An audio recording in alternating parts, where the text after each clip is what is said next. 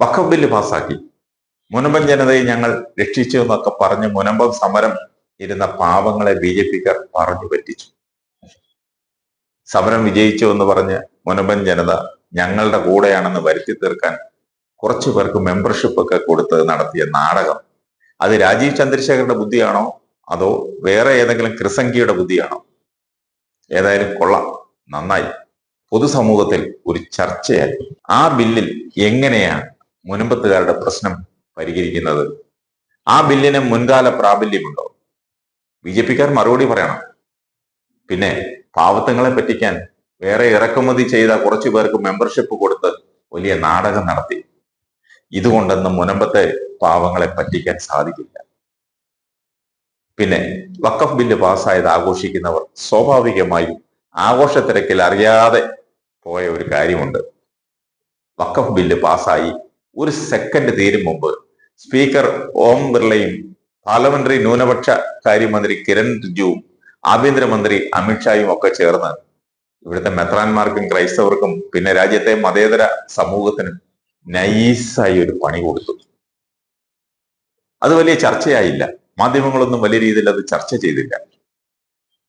12 മണിക്കൂർ ചർച്ചയും 3 ഡിവിഷനും ഉൾപ്പെടെ 1 മണിക്കൂറും 52 മിനിറ്റും നീണ്ടുനിന്ന വോട്ടെടുപ്പ് പ്രൊസീജിയറും പൂർത്തിയാക്കി വഖഫ് ബില്ല് പാസ്സാക്കുമ്പോൾ സമയം പുലർച്ചെ 1:59. സാധാരണ ഒരു ദിവസത്തെ റിവൈസ്ഡ് ലിസ്റ്റിലെ ബിസിനസ്സുകൾ പൂർത്തിയാക്കിയില്ലെങ്കിൽ അടുത്ത ദിവസം എടുക്കുന്നതാണ് പാർലമെന്റിലെ കീഴ്വഴക്കം. പക്ഷെ കിരൺ റിജിജു നട്ടപ്പാതിരയ്ക്ക് അമിത്ഷായ്ക്ക് വേണ്ടി അടുത്ത ഒരു ബിസിനസ്സും കൂടി എടുത്തു. സമയം പുലർച്ചെ 2 മണി.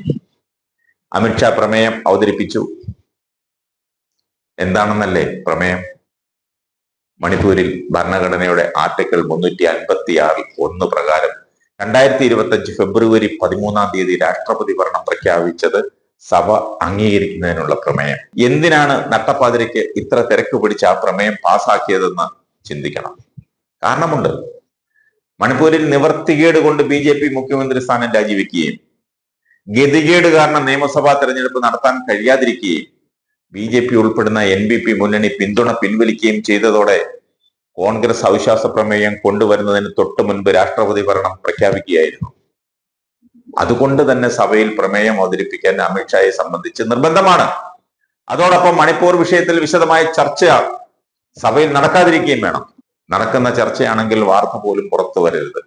പിന്നെ ഒന്നും നോക്കിയില്ല, മുൻപ് നോക്കിയില്ല. വഖഫ് കത്തി നിൽക്കുന്ന സമയത്ത് അതിന്റെ പിന്നിൽ ഇതും കൂട്ടിക്കെട്ടി. അമിത്ഷാ പ്രമേയം അവതരിപ്പിച്ച ഉടനെ സ്പീക്കർ കോൺഗ്രസിൽ നിന്ന് സംസാരിക്കാൻ ശശി തരൂരിനെ ക്ഷണിച്ചു. ഈ നട്ടപ്പാതിരയ്ക്കാണോ എന്ന് തരൂർ ചോദിച്ചു. നിങ്ങൾ സംസാരിക്കുന്നുണ്ടോ എന്നായി സ്പീക്കർ. വിഷയം വിശദമായി ചർച്ച ചെയ്യേണ്ടതാണെന്നും നൈസായിട്ട് തീർക്കാനുള്ള ഏർപ്പാടാണെന്നുമുള്ള അപകടം തിരിച്ചറിഞ്ഞ് ആദ്യം എഴുന്നേറ്റ് നിന്ന് ഇത് സീരിയസ് ഇഷ്യൂ ആണെന്നും നാളെ വിശദമായ ചർച്ച വേണമെന്നും ആദ്യം ആവശ്യപ്പെട്ടത് ഹൈബീഡനാണ്. പിന്നാലെ ആന്റണിയും ബെന്നി ബെഹനാനും എഴുന്നേറ്റു. പ്രതിപക്ഷം ഒന്നാകെ നാളെ വിശദമായ ചർച്ച വേണമെന്ന് ആവശ്യപ്പെട്ടു. പക്ഷേ സ്പീക്കറോ അമിത്ഷായോ അവരുടെ ശബ്ദം കേട്ടതായി ഭാവിച്ചില്ല. ഈ രാജ്യം കണ്ട ഏറ്റവും വലിയ ക്രൈസ്തവ വേട്ടകളിൽ ഒന്നാണ് മണിപ്പൂരിലെ അരങ്ങേറിയിരുന്നത്. ഔദ്യോഗിക കണക്കനുസരിച്ച് തന്നെ 250-ലധികം പേർ കൊല്ലപ്പെടുകയും 70,000-ലധികം പേർക്ക് വീട് നഷ്ടപ്പെടുകയും 1000-ലധികം പേർക്ക് പരിക്കേൽക്കുകയും 35-ലധികം പേരെ കാണാതാവുകയും 4,800-ലധികം വീടുകൾ കത്തി നശിക്കുകയും ഏകദേശം 380-ലധികം ക്രൈസ്തവ പള്ളികൾ നശിക്കപ്പെടുകയും ആയിരങ്ങൾ ഇന്നും ക്യാമ്പുകളിൽ കഴിയുകയും ചെയ്യുന്ന ഒരു സംസ്ഥാനത്തെ കുറിച്ച് അമിത്ഷാ പറഞ്ഞത് മണിപ്പൂരിൽ 2 സമുദായങ്ങൾ തമ്മിലുള്ള സംവരണ തർക്കം അക്രമത്തിലേക്ക് നയിച്ചതാണെന്നും അവിടെ കലാപം ഒന്നും നടന്നിട്ടില്ല എന്നുമായിരുന്നു. വഖഫ് ബില്ലിൽ നല്ലൊരു ചർച്ചയെങ്കിലും നടന്നിട്ടുണ്ട്. മണിപ്പൂരിൽ ആക്രമിക്കപ്പെട്ട ക്രൈസ്തവ സഹോദരങ്ങളെ ഇന്ന് വരെ തിരിഞ്ഞു നോക്കാത്ത പ്രധാനമന്ത്രിയിലും ആഭ്യന്തരമന്ത്രിയിലും BJP-യിലും വിശ്വാസമർപ്പിച്ച് മുനമ്പത്ത് ചിലർ വഖഫ് ബിൽ പാസ്സായത് ആഘോഷിക്കുമ്പോൾ അവിടെ കലാപമൊന്നും ഉണ്ടായിട്ടില്ലെന്ന് പ്രസംഗിച്ച അമിത്ഷായുടെ പ്രമേയവും സഭയിൽ പാസ്സാക്കി.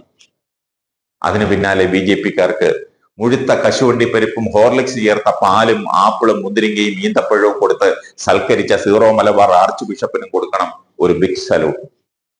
ഇതിനാണെന്നോ ക്രൈസ്തവരെ പറ്റിച്ചവർക്ക് പട്ടും പരവതാനിയും ഇട്ട് സ്വീകരിച്ചതിന്.